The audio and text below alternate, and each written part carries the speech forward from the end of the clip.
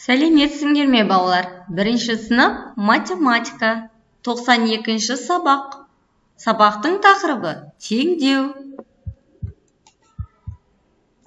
Балалар, бүгін біз белгісіз сан қандай әріппен белгіленген?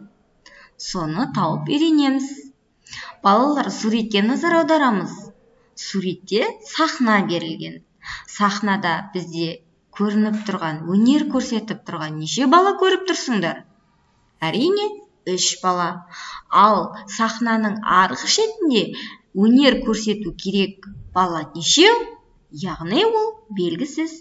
Оны белгісіз санды біз X, яғни латын әліпбиімен белгілейтін боламыз. Бірақ бізге барлық өнер көрсететін бала белгілі. Ол бізде 7 адам. Есіңде сақта. Теңдеу. Белгісізі бар теңдік. Белгісізді табу бұл теңдеуді шешу. Белгісізді әріппен белгілейді. Яғни бізде X ол белгісіз, бірінші қосылғыш. Қосу 3. Қосындының мәні 7. X тең 4-ке. Мұндағы 4 қайдан шықты, балалар?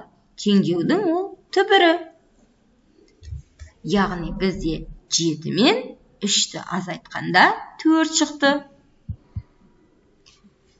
Теңдеудің түбірін табу үшін оны таңдап алуға немесе қосу мен азайту амалдарына байланысты туралы біліміңді пайдалануға болады. Теңдеудің шешуін міндетті түрде тексеру қажет. Теңдеуді шеш, тексер. Балалар, бірінші суретке назар аударайық. Яғни бірінші өрнекке бұл жерде 4 пен X екінші қосылғышымыз белгісіз және қосындының мәні бізде 9. Енді суретке назар аударамыз. Бірінші бөлігіміз 4, екінші бөлігіміз белгісіз. Бірақ барлығы бізде 9-ға тең. Яғни біз барлығын табу үшін бұл жерде, балалар, белгісіз екінші қосылғышты табу үшін 9 санынан 4 санын азайтамыз.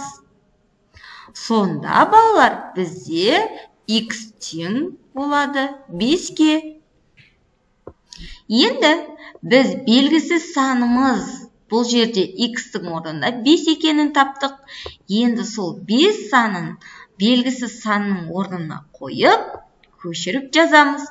4 қосу 5 тең 9. 9 тең 9 болады, балалар. Келесі суретке назар аударамыз. Мына суретке екінші сурет.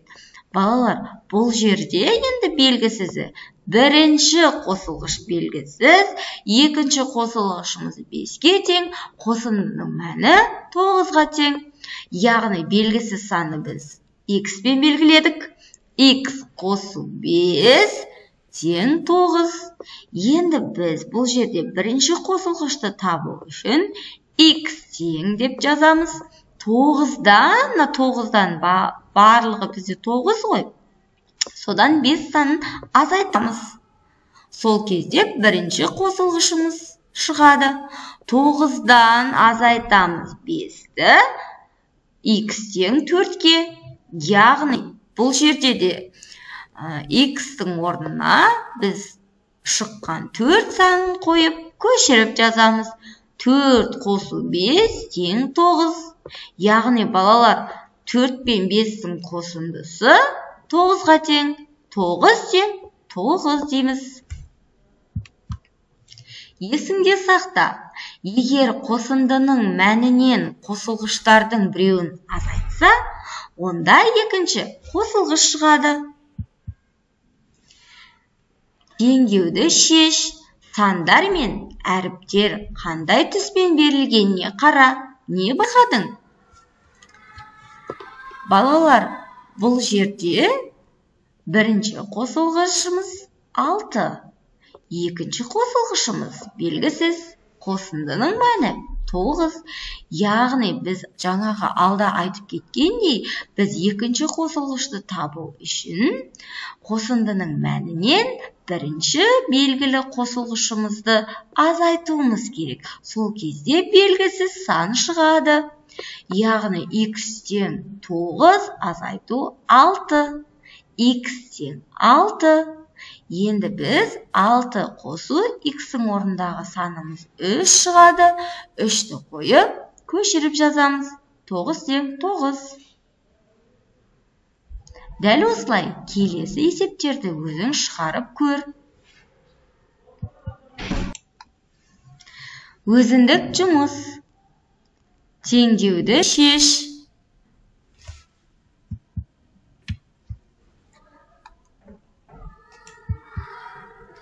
Балалар, әріпті өрнектердің мәнін тап. Біз алтында сабақтарда өткен әріпті өрнекті есімізге түсірек. Белгісіз сандарды біз әріппен белгілейміз. Яғни бірінші өрнекке назар аударайық. D азайтылған 2, яғни D-ның орнына қоятын санымыз бізде 7. 7 мен 2-ның азайтындысы қаншаға тең балалар? 5-ге тең. D-ның орнына бізге енді 2 санын қой керек. 2 мен 2-ның азайтындысы қаншаға тең мәні? 0-ге тең. Екінші қобдишаға назар аударыңдар. D қосылған 2, яғни D тең біздіге 8 санына және 2 санына тең екен. Яғни балалар, D-ның орнында 8 қоямыз. 8 бен 2-ның қосындысының мәні бізде 10-ға тең балалар. Яғни 2 қосу 2 тең 4-ге тең. Математика күнделікті өмірде есепті шығар. Бір кәдесыйды орауға 30 сантиметр таспа қажет. Осындай 3 кәдесыйды орауға неше сантиметр таспа қажет болады? Ойланып көр. Жауабыңды міндетті түрде мұғаліміңе айтып, жауабыңды тексерт. Балалар, бүгінге осы сабағымыз аяқталды. Келесі сабақта кездескенше сау болыңдар.